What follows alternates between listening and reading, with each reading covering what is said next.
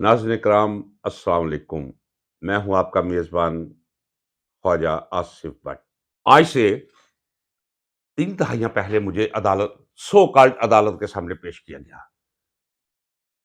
मुझ पे इल्ज़ाम था कि मैं अपने साथियों के साथ मिलकर ज़िया-उल हक की कानूनी हुकूमत का गैर कानूनी ज़राए से तख्ता उलटने में मुलव्वस पाया गया हूं।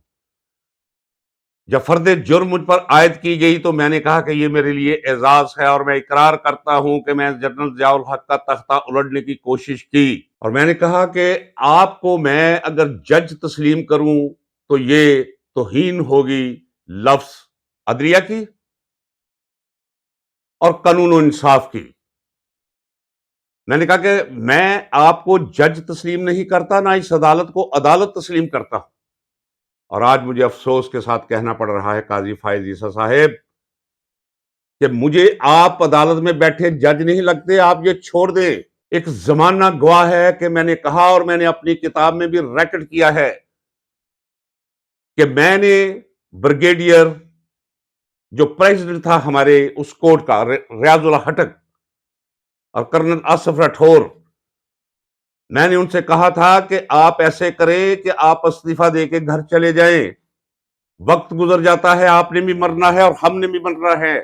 आपकी नस्लों पे लोग थू थू करेंगे, आप तो मर जाएंगे। आपकी नस्लें यहां शक्ल दिखाने के काबिल नहीं रहेंगी इस मुआशरे में। काजी फायज ईसा साहब, जो कुछ हो रहा है और आप देख रहे हैं और हमारे खून पसीने की कमाई से आप एक ऐश परस्ती की जिंदगी गुजार रहे हैं, और ये आमर फरूक जैसे लोग जो हैं ये चीफ जस्टिस हैं इस्लामाबाद हाई कोर्ट के। खुदारा कुछ होश के नाखून लीजिए। तारीख की नजर बेलाग नजर आपको देख रही है। बहुत बुरे नाम से आपको याद किया जाएगा जुडिशरी की तारीख में। इंतखाबात मुनक्कद होंगे या नहीं, ये एक सवालिया निशान है, और अभी चंद हफ्तों तक ये सवालिया निशान ही रहेगा। लेकिन नून लीग ये समझ रही है कि ये इंतखाबात होने जा रहे हैं। नून लीग की क्यादत को ये इल्म हो चुका है कि जो उनके साथ वादा किया गया था, ताकतवर हल्के उस वादे को इफा करने से अब पहलुतही कर रहे हैं। यही वजह है कि नवाज शरीफ की शक्ल अव्वल तो दिखाई नहीं देती, और अगर दिखाई दे तो उस पर आपको कोई रौनक नजर नहीं आएगी।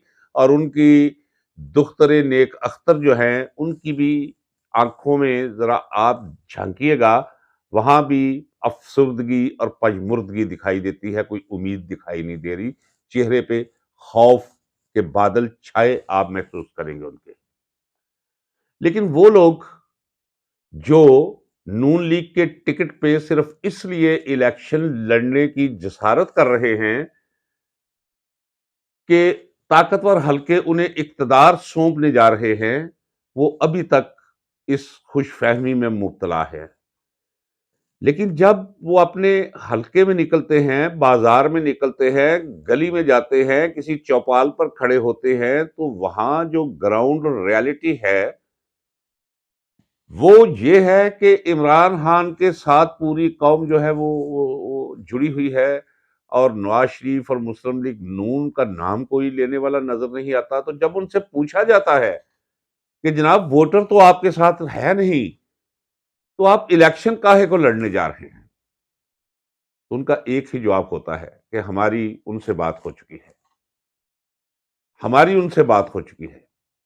अब जिनसे बात हो चुकी है उन्हें आहिस्ता आहिस्ता अल्लाह ने समझ अता कर दी है।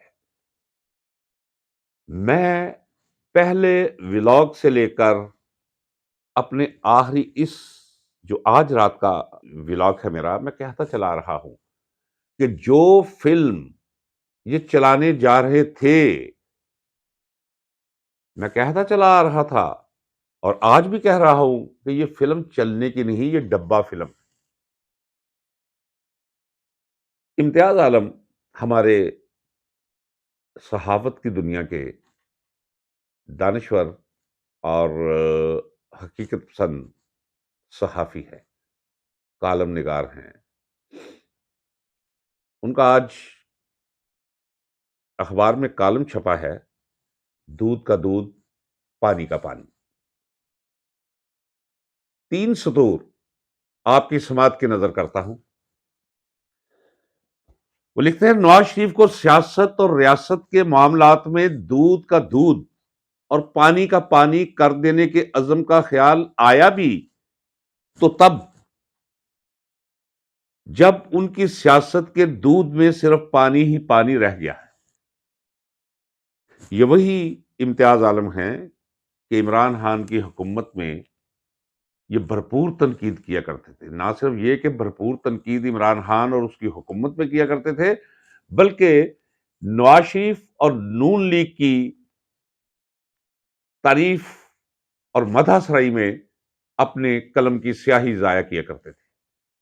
لیکن آج انہیں بھی سمجھ آ گئی ہے کہ بلہ بیلٹ پیپر پہ ہو نہ ہو، نئی نسل ووٹ کی طاقت سے اسٹیبلشمنٹ اور اس کے مہروں کو تگنی کا ناچ نچا کے رکھ دے گی اگر الیکشن ہوئے تو.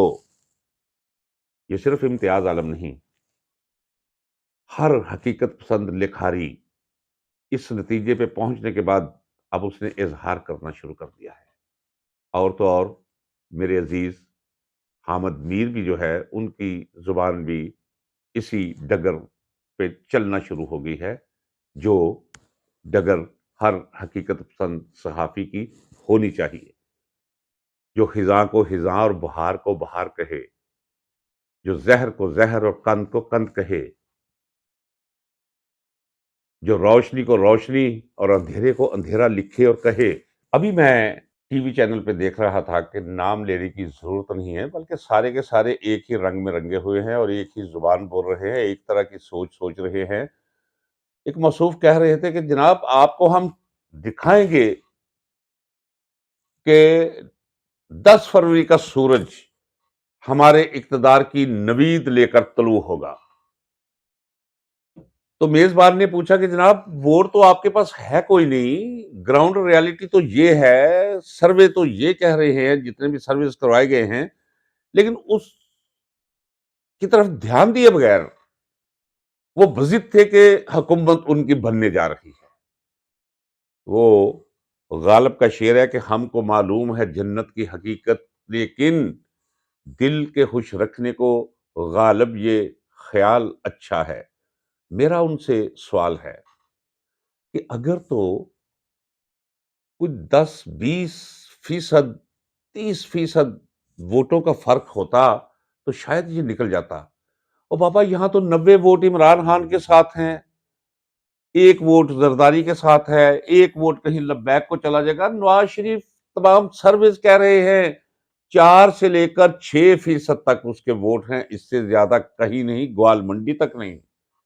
میں نے کل کے ویلاگ میں بھی کہا تھا کہ آپ ایسے کریں کہ ہم کچھ لوگ دے دیتے ہیں، کچھ اپنے جا کے سروے کر لیں، سمجھ آ جائے گی. سمجھ ہے، نواز شریف کو سمجھ ہے. انہیں یہ جان لینا چاہیے کہ جنہیں ہم طاقتور حلقے کہتے ہیں، جنہیں ہم مقتدرہ کہتے ہیں، جنہیں ہم اسٹیبلشمنٹ کہتے ہیں،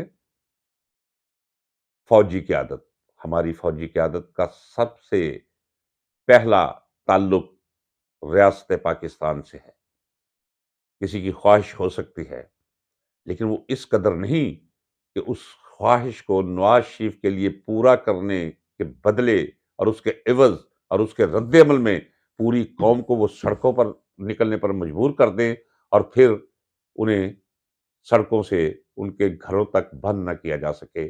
کوئی نہ کوئی بڑا واقعہ ہو کر رہے، جیسا کہ ماضی میں ایک بہت بڑا واقعہ ہوا تھا اور پاکستان 2 ٹکڑے ہو کر رہ گیا تھا.